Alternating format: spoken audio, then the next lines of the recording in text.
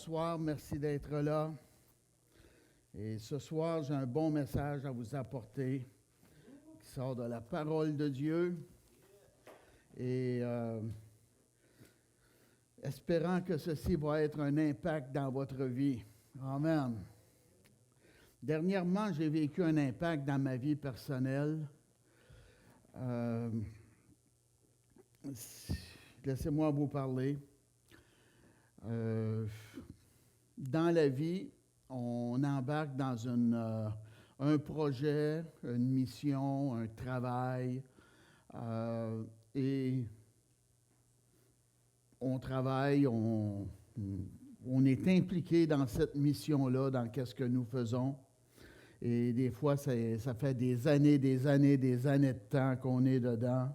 Et on tombe dans un rituel, une routine, une façon de faire, et l'excitation n'y est plus. Eh oui. Puis, bien que c'est correct, qu'est-ce qu'on fait? On prend nos responsabilités, c'est ce qu'on doit faire. Mais Dieu a plus que qu'est-ce que nous avons accompli déjà dans le passé pour notre vie. Ah oui.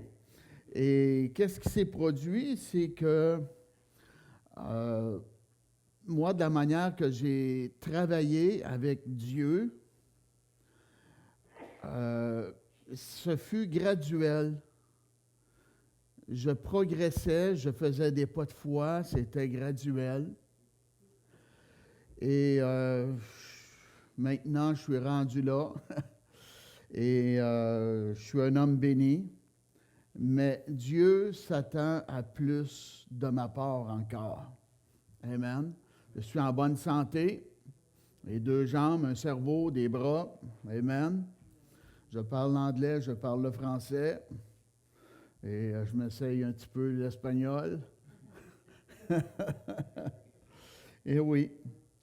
Et qu'est-ce que j'ai vécu dernièrement? C'est que j'ai pensé à la vision que j'étais après à accomplir, qu'est-ce que je faisais dans l'œuvre de Dieu, et c'est très bien. Mais j'ai visionné.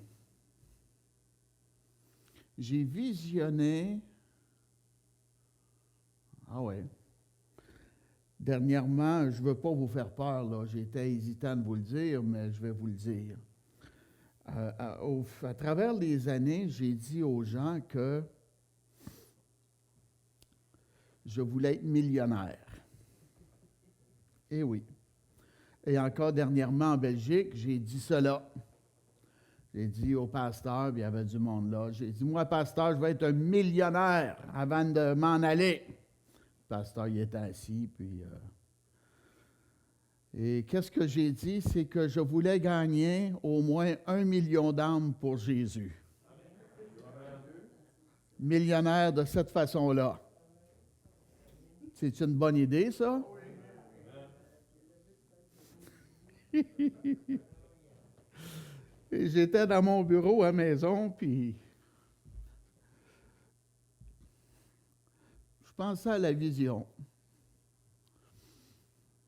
Et j'ai écrit 1 million d'âmes. Oui. Et là, je me sentais bien. Eh oui, je me sentais bien. Et j'ai dit ça, c'est une grande vision. Et ça m'a impacté à l'intérieur de moi. Ça m'a fait sortir de ma zone de confort à l'intérieur de moi. Ça m'a donné une nouvelle motivation pour servir Dieu. Amen. Gloire à Dieu. Et comment je peux dire? Je suis confortable avec cette pensée-là. Et là, bien assis dans mon bureau à maison, ma femme, des fois, dit, avec toi, c'est tout le temps facile, là. Fait que moi, j'ai écrit, genre, 10 croisades de 100 000 personnes. Ils lèvent leurs mains pour être sauvés. 1 million d'âmes. Simple comme ça. Ben oui, 10 fois 100 000, ça fait 1 million. Wow! Amen. Et c'est ça. Ce soir, je vais vous parler, et même si vous êtes à votre retraite, que vous avez travaillé toute votre vie, je ne veux pas être méchant, là, mais souvent, on s'approprie d'un travail parce qu'on a besoin d'argent et on veut être responsable, prendre soin de notre famille, payer notre maison. Et c'est tout correct, ça. Mais qu'est-ce que je suis après à vous dire? C'est parfois, on s'approprie, on prend un travail qui n'était pas dans l'intention de Dieu pour notre vie. Et là, bien, on travaille et on dit il reste 3 jours avant la fin de semaine. Oui. Il reste 2 jours avant la fin de semaine. Il reste 16 semaines avant que je tombe en vacances. Il me reste 3h15 avant de tomber en fin de semaine. Qu'est-ce que je dis? Je dis que on fait un travail, mais que ce n'est pas à l'intérieur de nous, ce n'est pas notre mission. Et parce que ce n'est pas notre mission, on n'a pas la passion qu'on devrait avoir pour exécuter cette tâche-là. Amen. Mais quand on est dans notre appel, dans notre mission, dans notre passion, même si tu es en vacances, la tête va te travailler pareil. Et quand tu es couché, tu vas penser à ça. Moi, j'ai l'appel de Dieu dans ma vie, je ressens ça tous les jours. Tous les jours, je ressens ça. Puis, c'est comme ça, je crois que ça doit être, parce qu'on est appelé pour la cause. Et ce soir, bien, je vais vous parler de la puissance de la vision divine. Qu'est-ce que la vision divine fait dans notre vie? Et je vous en ai parlé, là. Et on va regarder dans la parole de Dieu certaines personnes qui ont eu la vision de Dieu et qui ont embarqué dans le projet de Dieu. C'est-tu intéressant, ça? S'il vous plaît, allez dans Acte 26. Acte 26.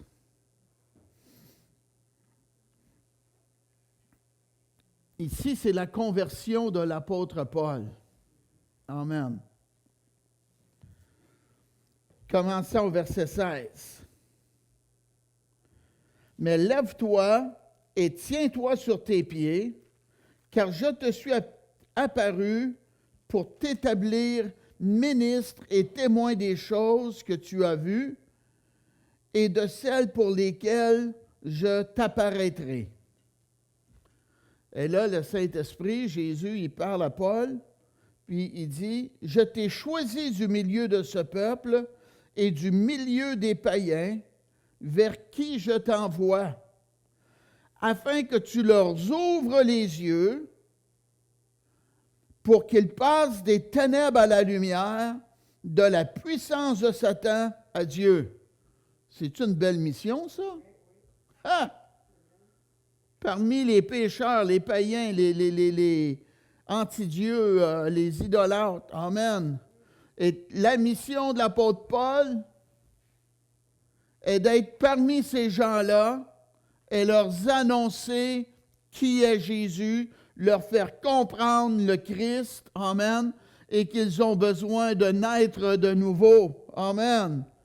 Pour qu'ils passent de la puissance de Satan à Dieu. Pensez-vous que le diable va te laisser tranquille quand tu t'accomplis cette mission-là? Hey, il va vouloir te fermer la bouche, hein? Amen. Et Dieu continue, pour qu'ils reçoivent par la foi en moi le pardon des péchés et l'héritage avec les sanctifiés. Alors, regardez ce que l'apôtre Paul a fait. En conséquence, roi Agrippa, je n'ai point résisté à la vision céleste. Alléluia. Point résister. Il y a de quoi, quand on sert Dieu, entre les cas, dans l'œuvre, dans le ministère, c'est pas facile, c'est lourd. La tâche, il y a beaucoup de choses à faire. Et surtout de nos jours, hein? L'apôtre Paul n'avait pas une caméra comme moi que j'ai pour rejoindre les gens. Lui, il était en mulet ou... Amen. Puis là, il allait voir le monde, puis il leur parlait de Jésus, puis il s'assoyait parmi eux. Mais là, de nos jours, c'est très différent. Amen. Ça nous prend un décor, ça nous prend du son, ça nous prend de la lumière, ça nous prend du maquillage. Ça... Ouf! Amen. C'est comme ça maintenant, de nos jours. Mais on rejoint beaucoup de personnes. Et Paul a dit qu'il n'a pas résisté à la vision céleste. Donc, c'est ça qu'on doit faire. Quand Dieu nous parle, il nous présente pourquoi qu'on est né, il nous donne sa vision, paf! Dieu s'attend qu'on rentre dans cette vision-là. Il continue. À ceux de Damas d'abord, puis à Jérusalem, dans toute la Judée et chez les païens, j'ai prêché la repentance et la conversion à Dieu avec la pratique d'œuvres dignes de la repentance. Fait qu'il a fait ce que Dieu lui demandait de faire. Voilà pourquoi les Juifs se sont saisis de moi dans le temple et ont tâché de me faire périr. Bon, l'opposition, la persécution. Mais grâce au secours de Dieu, j'ai subsisté jusqu'à ce jour. Peut-être qu'on peut tout dire ça aussi, hein? On a vécu des affaires dans notre vie, puis on est encore là. Rendant témoignage devant les petits et les grands, sans m'écarter en rien de ce que les prophètes et Moïse ont déclaré d'avoir arrivé. Savoir que Christ souffrirait et que ressuscité le premier d'entre les morts, il annoncerait la lumière au peuple et aux nations. Amen. Donc, l'apôtre Paul a eu une rencontre renversante avec Jésus. Dieu lui a laissé savoir son appel et il a dit, je n'ai pas résisté à la vision céleste. Amen. Béni soit Dieu. Allez, s'il vous plaît, dans le livre des Nombres, Nombre 13.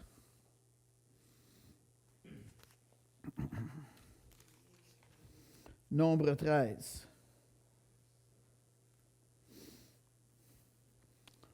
Dieu parle à Moïse, son serviteur. Puis lui dit au verset 2, « Envoie des hommes pour explorer le pays de Canaan que je donne aux enfants d'Israël. Tu enverras un homme de chacune des tribus de leur père. Tous seront des principaux d'entre eux. » Dieu dit, « Je donne le pays de Canaan aux enfants d'Israël. » Puis envoie un homme de chaque tribu, un leader de chaque tribu, pour qu'ils aillent explorer. Verset 17.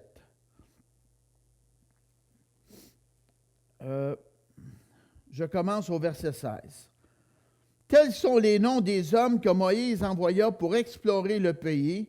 Moïse donna à José, fils de Nun, le nom de Josué. Moïse les envoya pour explorer le pays de Canaan. Il leur dit, « Montez ici par le midi ou le sud, et vous monterez sur la montagne.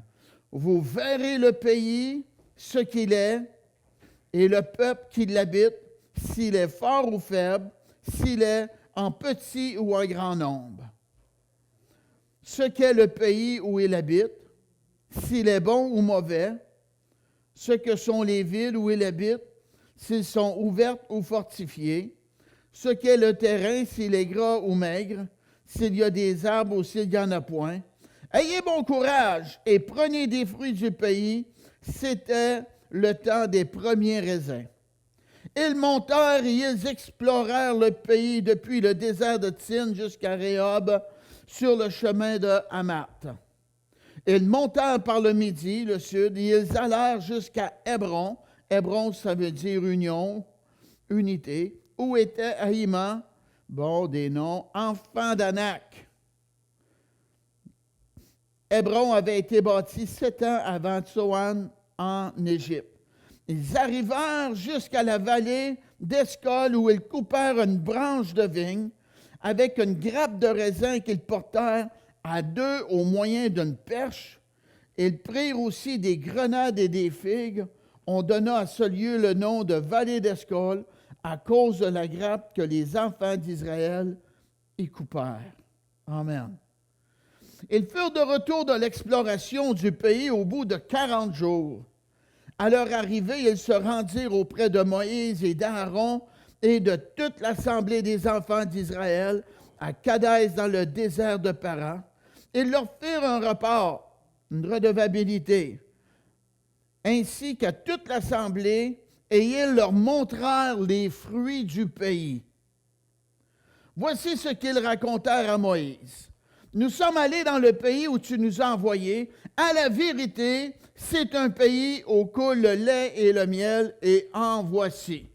La vision de Dieu pour notre vie, c'est une bonne vision, c'est une vision bénie, avec la bénédiction de Dieu qui est là, et même les finances. Merci Dieu. Mais le peuple qui habite ce pays est puissant, les villes sont fortifiées, très grande. Nous avons vu des enfants d'Anak, des géants. Hey, on a vu des géants, là. Wow! Les Amalicites habitent la contrée du Midi. Les Étiens, les Jébusiens, les Amoriens habitent la montagne. Et les Cananéens habitent près de la mer et le long du Jourdain. Il y a un paquet de monde, là. Là, ça décourageait les gens. Et là, bien, il y a un explorateur du nom de Caleb.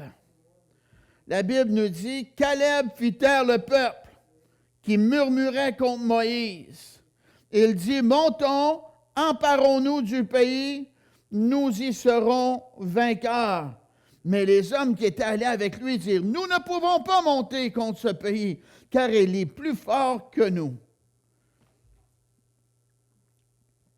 Et ils décrièrent devant les enfants d'Israël le pays qu'ils avaient exploré. Ils dirent, le pays que nous avons parcouru pour l'explorer est un pays qui dévore ses habitants.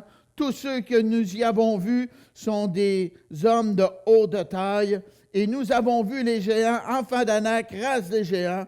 Nous étions nos yeux et aux leurs comme des sauterelles. Qu'est-ce qui est arrivé?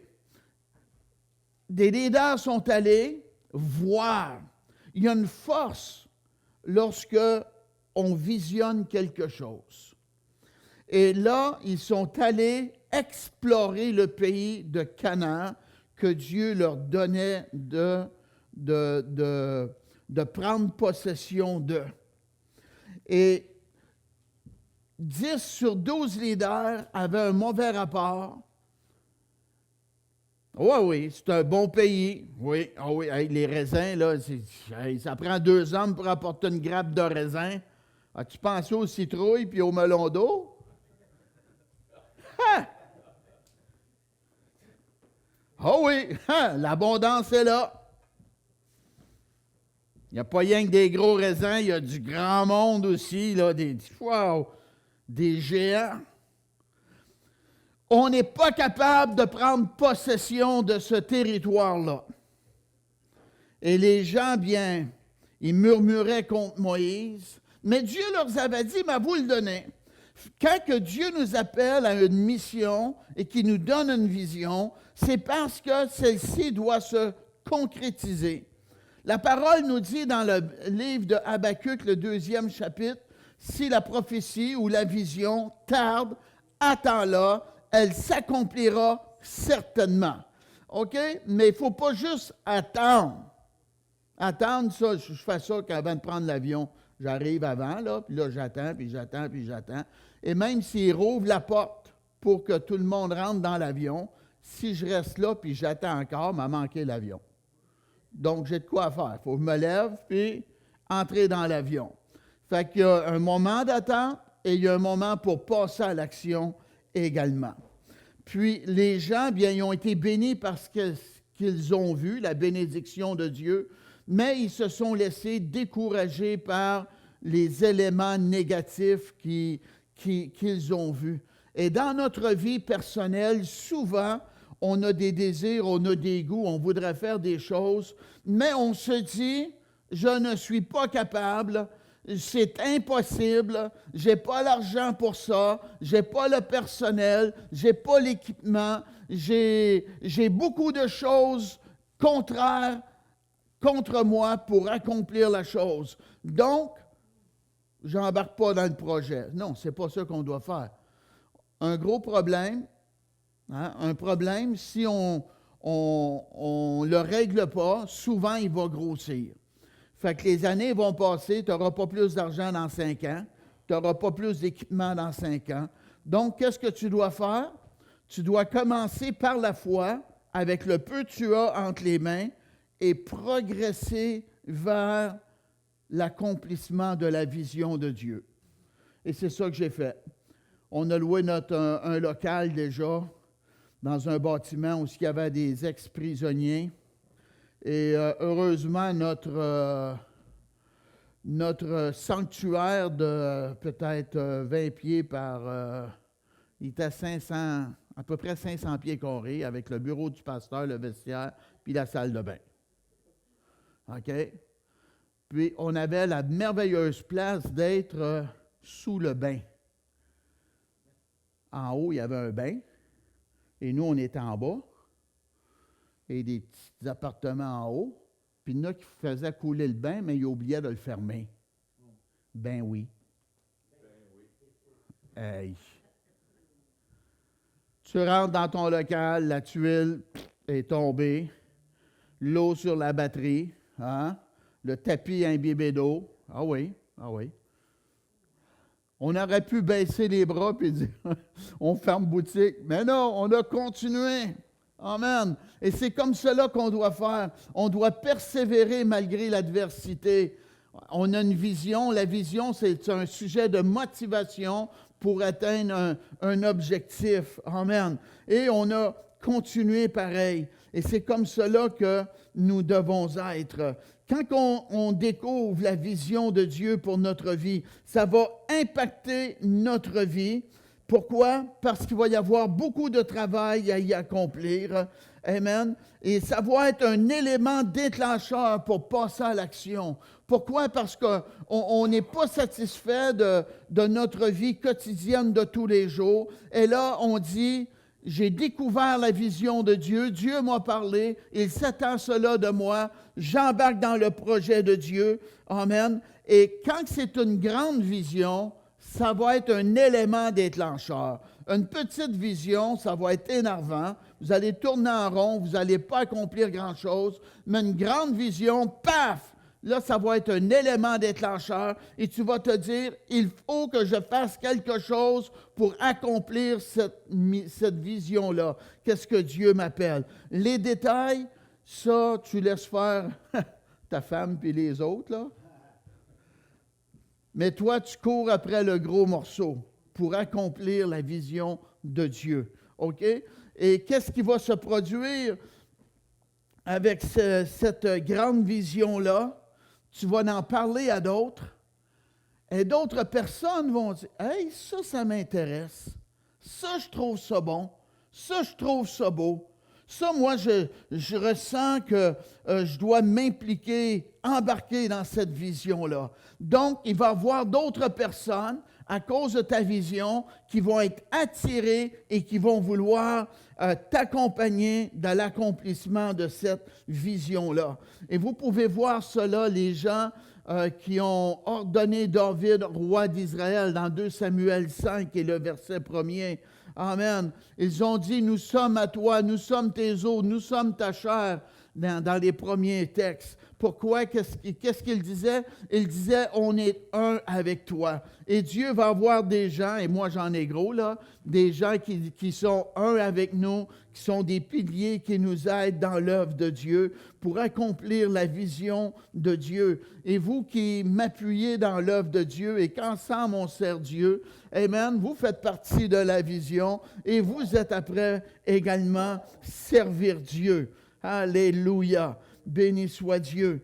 Puis, également, les gens vont vouloir vous aider financièrement. J'ai vu dans le passé commencé, pas d'argent, j'ai œuvré énormément souvent, pas d'argent, par la foi, mais je projetais la vision de Dieu au peuple de Dieu, aux gens, des gens sous le chapiteau, des fois à la radio. Et qu'est-ce que je faisais? J'annonçais, je présentais le besoin. Et comme dans la parole de Dieu, les gens étaient touchés et les gens voulaient collaborer, ils aidaient. Vous pouvez voir cela lorsque Moïse a construit le sanctuaire dans Exode 35. Amen. Il a donné la vision de Dieu et les gens, leur cœur était touché et volontairement, ils apportaient des offrandes à tous les jours, sauf le sabbat, afin de construire le sanctuaire. Et on peut voir aussi l'apôtre Paul, il avait écrit une lettre pour aider des gens défavorisés. Et dans 2 Corinthiens 8, commençant au verset 1er, ça nous parle de la grâce de Dieu qui s'est manifestée. Et les gens avaient donné au-delà de ce que l'apôtre Paul s'attendait, bien que c'était des gens qui étaient pauvres, OK? Dieu a des gens qui vont supporter, qui vont aider financièrement. Béni soit Dieu. Et qu'est-ce qui va se produire lorsqu'on découvre la vision de Dieu pour notre vie? Il va y avoir une explosion à l'intérieur de nous. Amen. Qu'est-ce que ça va faire? Ça va être difficile pour nous à contenir cette vision-là, à rester assis, puis à taper du pied, puis à se tourner les pouces. On va être impacté par la vision de Dieu. Amen. Et même si vous êtes à votre retraite, demandez à Dieu pourquoi vous êtes né et qu'est-ce que Dieu s'attend de vous. Amen. Et un des éléments pour découvrir notre appel, c'est si on accomplirait cette tâche-là sans même être payé. OK? Tellement que tu es passionné, tellement tu as le goût, amen, tu seras prêt à donner du temps pour accomplir cette chose-là. C'est un des indices à découvrir ta mission, ton appel dans ta vie. Et on peut voir qu'est-ce qui s'est produit dans la vie de Caleb, cet homme-là qui était différent des autres. Lui, il avait vu les géants, il avait vu les gros raisins, il avait vu la montagne, il avait vu la terre promise. Mais cet homme-là, il était un homme qui avait un autre esprit. Et nous, pour accomplir la mission de Dieu, il faut avoir un autre esprit. Il y a beaucoup de personnes, je crois que... écoutez bien, il y a des gens qui pensent que la région là, la plus riche au monde, c'est en Arabie où il y a du pétrole. Et il y en a d'autres qui pensent que c'est en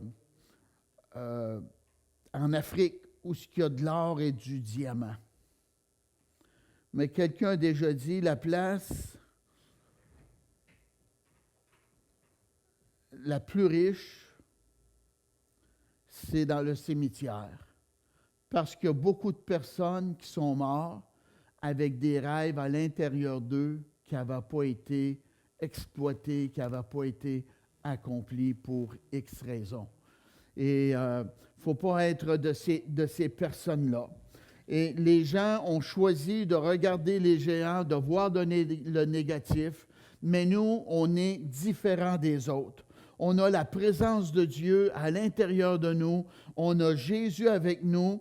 On a Dieu qui veut nous aider à accomplir la mission. Donc, on doit être comme Caleb, être des gens avec une vision de victoire. Il a dit aux gens, montons, emparons-nous du pays, nous y serons vainqueurs. Amen. Lui, cet homme-là, il n'était pas un homme découragé, il était encouragé, bien que vu les défis, il savait que Dieu était avec lui, avec son peuple, et que Dieu était pour être fidèle, et que Dieu était pour leur donner leur terre promise. Mais les gens ont été incrédules et ils sont morts. Mais nous, pour s'emparer de la vision de Dieu, on a besoin d'être comme Caleb, être des gens avec un autre esprit et quelqu'un qui possède un esprit de foi. Alléluia! Béni soit Dieu. Puis, cet homme-là, son nom veut dire audacieux. Et c'est comme cela qu'on doit être. Il faut être violent dans le domaine spirituel et être audacieux. Il faut être courageux, affronter les circonstances négatives. Amen. Et même son nom veut dire impétueux. Ça veut dire que, des fois, quand j'étais petit, là, ma mère, elle disait impétueux, impétueux. Amen. Et c'est comme ça qu'on doit être quand on est d'un certain âge pour accomplir la vision de Dieu. Il faut être prêt, il faut être rapide, il faut agir brusquement, rapidement, afin de ne pas manquer l'opportunité. Puis, c'est ça, c'était un homme qui ne pensait pas impossibilité. Oh, on a vu les géants, on n'est pas capable. Mais lui ne pensait pas comme cela. Beaucoup de gens ont des barrières dans leur esprit. Ils sont fermés, ils ont de l'incrédulité, ils voient le négatif, puis ils ne veulent pas passer au travers de cela. Mais lui, il n'était pas comme cela. Amen. Lui, bien que les villes étaient fortifiées, l'Éternel est avec nous. Dieu va nous donner la victoire. Amen.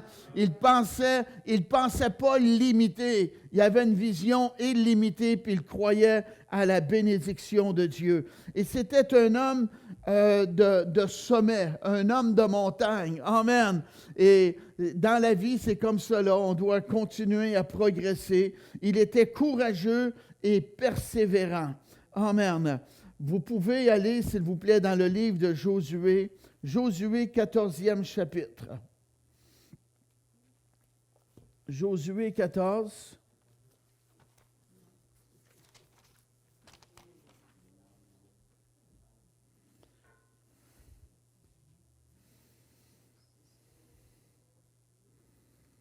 Josué 14, commençons au verset 6. Les fils de Juda s'approchèrent de Josué à Gilgal, et Caleb, fils de Jéphuné le Kénézien, lui dit, « Tu sais ce que l'Éternel a déclaré à Moïse, homme de Dieu, au sujet de moi et au sujet de toi à Kadès-Barnéa. Tu sais la promesse que Dieu a faite, hein, à toi puis à moi, là? J'étais âgé de 40 ans lorsque Moïse, serviteur de l'Éternel, m'a envoyé à Kadès-Barnéa pour explorer le pays. Et je lui fis un rapport avec droiture de cœur. Amen. C'était un homme qui avait des principes, il avait un cœur droit, Caleb.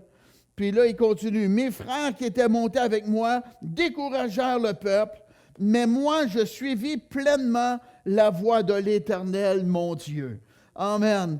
Et bien qu'on peut avoir la vision de Dieu, ça ne veut pas dire qu'elle va s'accomplir d'une journée. On doit faire comme lui. Suivre l'Éternel pleinement. Amen. On commence, on fait des petits pas de foi. Oui, on fait des petits pas de foi. Ah oui. Et là, bien, on voit la bénédiction de Dieu. Quelqu'un peut poser une question. Comment est-ce qu'on fait pour découvrir notre appel ou si Dieu est avec nous? Bien, fais un petit test. Amène ton projet devant Dieu, prends-le entre tes mains, suite à ça, puis commence à l'appliquer. Et si tu vois la bénédiction de Dieu t'accompagne, continue, tu as la bénédiction de Dieu. Puis si tu vois que ça ne marche pas, bien, tu baisses les bras, tu repries le Seigneur pour que Dieu te donne qu'est-ce qu'il s'attend de toi. OK? On a le droit de corriger notre tir. C'est pas, ça ne nous fait pas des méchantes personnes, là.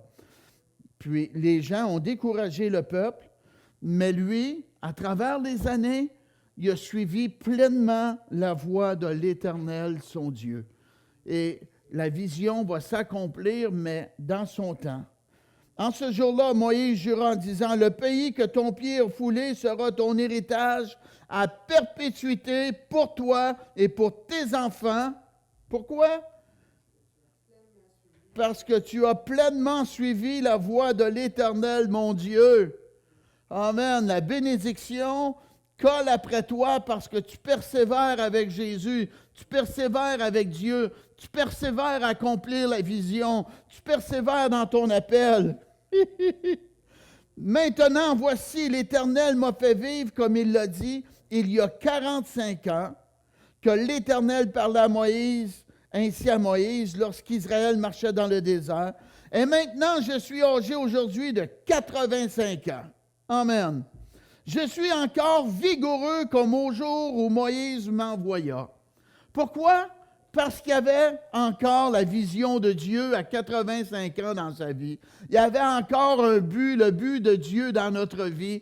Et quand on a le but de Dieu dans notre vie, alléluia, ça va avec notre appel, il y a une excitation. Amen, ça nous va bien. C'est fait pour nous. J'ai dit, c'est fait pour nous. Et on est capable d'accomplir la vision de Dieu avec notre Dieu, mes amis. On est capable. Laissez-moi vous dire de quoi. Et encore aujourd'hui, j'ai difficulté avec cela. C'est quoi?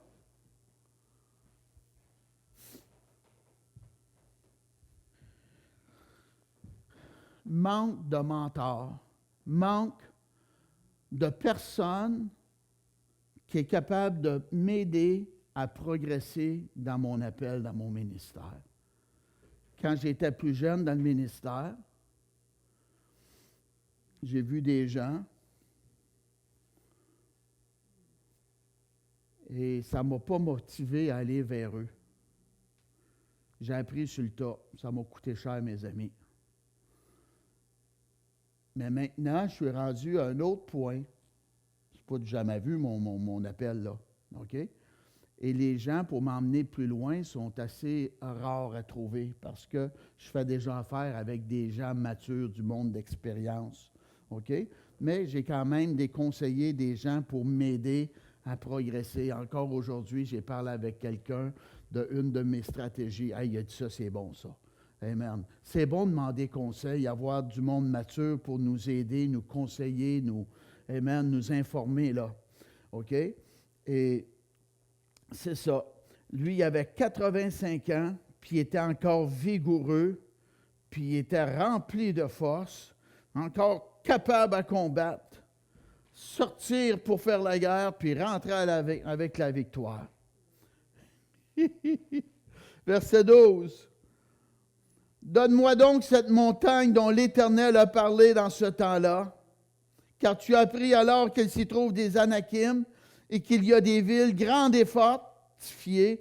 L'Éternel sera peut-être avec moi, je les chasserai comme l'Éternel a dit. Amen. Gloire à Dieu. Josué bénit Caleb, fils de Jéphuné, et lui donna Hébron pour héritage. C'est ainsi que Caleb, fils de Jéphuné, le Kénésien, a eu jusqu'à ce jour Hébron pour héritage. Pourquoi? Parce qu'il avait pleinement suivi la voie de l'Éternel, le Dieu d'Israël. Amen. Quand on regarde dans le livre des Nombres, Nombre 13, si je ne me trompe pas, on voit que Caleb est allé à la montagne. Et sur cette montagne-là, il a visionné, il a eu la vision de la terre promise, du pays que Dieu promettait de donner. Et là, les années ont passé, il est entré dans la terre promise, rendu à 85 ans, mais il n'avait pas tout possédé encore. Et c'était un homme engagé. Regardez au verset 10. Et maintenant, voici, je suis âgé aujourd'hui de 85 ans. Amen. C'est quoi que ça veut dire, ça? Disons, aujourd'hui, tu changeras d'âge. C'est quoi ça? La journée de ta fête. Hein? Amen. Et maintenant, voici, je suis âgé aujourd'hui de 85 ans. Disons que c'est la journée de sa fête. Vous savez, quand c'est la journée de notre fête, là, on s'attend à voir des belles choses. On s'attend que ce soit une journée hors de l'ordinaire. Hein? Quelqu'un peut dire, dis-moi donc qu'est-ce que tu aimerais avoir comme cadeau. Puis là, c'est la journée de notre fête, là. Et, ouais, j'aimerais bien ça, là. Puis on est hésitant. OK? Et lui, la journée de sa fête, il désirait posséder plus de territoire encore que qu'est-ce qu'il avait. Il y avait une montagne, Et cette montagne-là, il y avait des ennemis qui habitaient dessus. Et il voulait posséder entièrement ce que Dieu avait pour lui. Puis il a dit à Josué, « Donne-moi donc cette montagne. » Et Josué, ça représente Jésus, l'Éternel et salut. Et la Bible, elle nous dit que Josué le bénit cette journée-là et Caleb a possédé la montagne qu'il désirait avoir. Amen. Mais qu'est-ce qui est arrivé? Les autres sont morts. Ils ont été incrédules. Mais Caleb, lui, sa foi, sa persévérance, sa ténacité, son courage, sa vision de victoire, son zèle. Amen. Les années passaient, puis, amen, la vision s'accomplissait de plus en plus. La bénédiction était là. Et là, 45 ans après, il dit encore autant de force aujourd'hui, soit pour combattre, soit pour rentrer. Et j'ai un désir, donne-moi la montagne que j'ai montée dessus pour voir, là. Moi, je veux posséder cette montagne-là. Amen. Puis il ne voulait pas s'en faire à croire, là. Il y avait des ennemis qui étaient là. Il dit, peut-être l'Éternel va me donner la victoire sur eux autres. Vous savez, des fois, quand on présente trop des besoins, des fois, le monde peut penser que tu es un orgueilleux, puis il n'y a rien qui t'arrête, là. Il y avait un sentiment modeste à l'intérieur de lui. Et parce qu'il a pleinement suivi la voie de l'Éternel, le Dieu d'Israël. Hébron s'appelait autrefois Kirjat Arba. Arba avait été l'homme le plus grand parmi les Anakim. Le pays fut dès lors en repos et sans guerre. Il a possédé la montagne. Il a eu la victoire sur ses ennemis. Et ça nous dit, le pays fut dès lors en repos et sans guerre. On est-tu bien, COVID passé? Vous ennuyez pas? Hein? On est dans la paix? Hein? Avant ça, on ne l'était pas, on était dérangé, on était bombardé par qu'est-ce qu'on attendait. Et quand un pays est dans la paix, sans guerre, il est dans le repos, c'est un pays qui est dans une position stable, il est dans une position pour prendre des bonnes décisions, il est dans une position de forte. Pourquoi? Parce qu'il n'est pas tout agité. Amen. Il a le temps de prendre des bonnes décisions. Il est dans la paix, il est dans le repos. Amen. Et Dieu, c'est comme cela qu'il veut que nous soyons. Et même quand on étudie la parole, ça nous dit que l'Église était en paix et elle progressait. Amen. Merci Dieu. Donc, Dieu veut que nous soyons des gens, amen, qui servent Dieu, qu'on atteigne le but, et qu'on soit dans la paix, qu'on soit dans la victoire. Merci Dieu. Gloire à Dieu. Amen. Donc, la puissance de la vision divine, elle va nous motiver, elle va exploser à l'intérieur de nous, dans nos émotions. On ne sera pas capable de rester à la maison assis. On va avoir une grande motivation. On va avoir une vision de victoire et Dieu va être là. Et nous, on a besoin de persévérer, amen, avec Dieu, malgré les géants, malgré l'adversité. Dieu nous a fait la promesse, il va l'accomplir. Amen. Mettons pas le temps contre nous, mettons le temps de notre côté et servons Dieu par la foi et attendons-nous à sa bénédiction dans notre vie. Amen. Gloire à Dieu. Et avec l'aide de Dieu et avec vous, amen, le ministère va continuer à s'accroître. Hein? On va gagner encore gros des âmes. Amen. On va voir encore des miracles se produire. D'autres églises vont être implantées. Amen. D'autres personnes vont faire partie du royaume de Dieu. Amen. On va avoir encore de la joie. Alléluia. Amen. C'est la volonté de Dieu que ton règne vienne sur la terre comme au ciel. Hein? Amen. Béni soit Dieu. Vous pouvez vous lever. Laissez-moi prier pour vous. Ô Dieu, au nom de Jésus, tu nous vois. On est des êtres humains, Père. Ta parole nous dit qu'on marche par la foi et non par la vue. Très souvent, notre vision de l'esprit, ô Dieu, voit l'impossibilité, voit des craintes, amen, des barrières, des empêchements. Ô Dieu, je te demande de nous motiver, de nous encourager. Donne-nous la vision, Père, que toi tu veux qu'on ait. Elle va être une source d'encouragement et de motivation pour notre vie, Père. Ô Dieu, les internautes, bénis-les, communique-leur ta vision, qu'ils te servent en esprit et en vérité comme toi tu le veux, ô Dieu. Père, que ton Église ne soit pas une Église qui tourne en rond dans le désert, mais qu'on gagne des âmes, qu'on fasse des disciples, ô Dieu. Amen. Qu'on peuple le ciel, qu'on vide l'enfer. Alléluia. Amen. Et tu vois notre nation canadienne, comment est-ce qu'elle a besoin de toi, de ta présence, ô Dieu.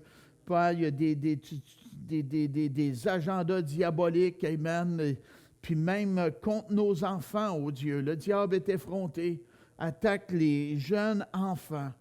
Dieu de gloire, amen, que ton Église se lève, ô Dieu, avec la force et la puissance du Saint-Esprit.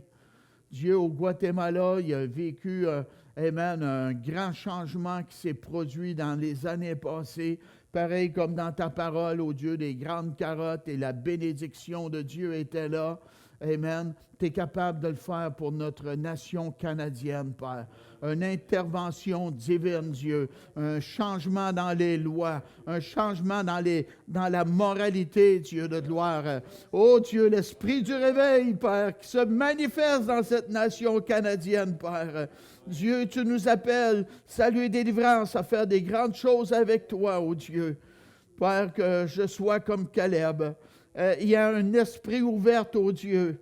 Amen. Et m'attendant ta bénédiction encore dans notre vie et dans l'appel, dans le ministère, ô Dieu. Au nom de Jésus, Père. Merci pour ta main qui est avec nous. Ta main est avec Néhémie. Il a reconstruit la muraille. Ta main est avec nous. L'onction est avec nous. Ta présence est avec nous. Oh, gloire à Dieu, on le voit, les miracles, les saluts, les délivrances qui se produisent régulièrement, Père.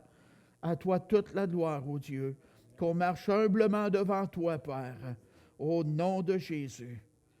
Merci pour ta présence, merci pour ta parole, ô Dieu, qu'on soit déjà impactés par qu'est-ce que toi tu veux faire à travers nous, au nom de Jésus. Amen.